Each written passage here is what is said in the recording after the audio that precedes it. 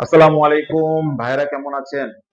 যে বন্ধুরা বিদেশ যাওয়ার ব্যাপারে উদ্যোগ গ্রহণ করেছেন, চিন্তা ভাবনা করতেছেন, পাসপোর্ট জমা দিবেন, প্রবাসী হবেন, ভাই আমার এই কথাগুলো শুনুন, বুঝুন, মানার চেষ্টা করুন, ইনশাল্লাহ আপনার বিদেশ যাত্রা সহজ হয়ে যাবে।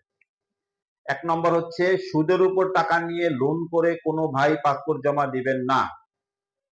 বিদেশ যাত্রার প্রথম ধাপ হচ্ছে পাসপোর্টের সাথে কিছু মানি গ্যারান্টি দিয়ে কোনো এজেন্সিকে জমা দিতে হয়, সেই টাকাটা লোন করে সুদের উপর জমা দিবেন না। এতে সুফল হবে না, আপনার ভিসা ক্যান্সেল হওয়ার সম্ভাবনা বেশি। 2 নম্বর, ভিসা না হওয়া পর্যন্ত চাকুরি ব্যবসা ছেড়ে দিবেন না। এজেন্সি বলবে 100% গ্যারান্টি, 1000% গ্যারান্টি, ভাই গ্যারান্টির দরকার নাই, ভিসা হাতে পাবেন, চাকরি ব্যবসা ছেড়ে দেন, এটাই হবে আপনার জন্য ভালো বিষয়। তৃতীয়ত, 2 থেকে 3 লক্ষ টাকার মধ্যে সীমাবদ্ধ থাকেন। এজেন্সিকে পাসপোর্ট দিয়েছেন, 2 থেকে 3 লক্ষ টাকার বেশি দিবেন না, কারণ এই 2-3 লক্ষ টাকার মধ্যে আপনার এজেন্সি বুঝতে পারবে আপনার ভিসা হবে কি হবে না। অতএব ভিসা হয়ে গেলে ভিসা দেখবেন, পুরো টাকা দিয়ে দেন, কোনো সমস্যা নাই।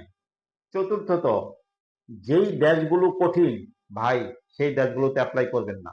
আপনি জানেন আপনার যোগ্যতা কতটুকু, আপনি কি কাজ জানেন, কত টাকা আপনার কাছে আছে, এই সমস্ত বিষয়গুলো নিয়ে ভালো একটা এজেন্সির সাথে পরামর্শ করেন, সেই আপনাকে বলে দিবে কোথায় গেলে আপনার জন্য ভালো হবে।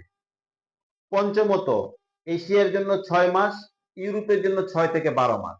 ভাই এজেন্সি আপনাকে অনেক কম সময় বলবে, কিন্তু না, এশিয়ায় যেতে হলে আপনাকে 5 মাস সময় বেঁধে রাখতে হবে।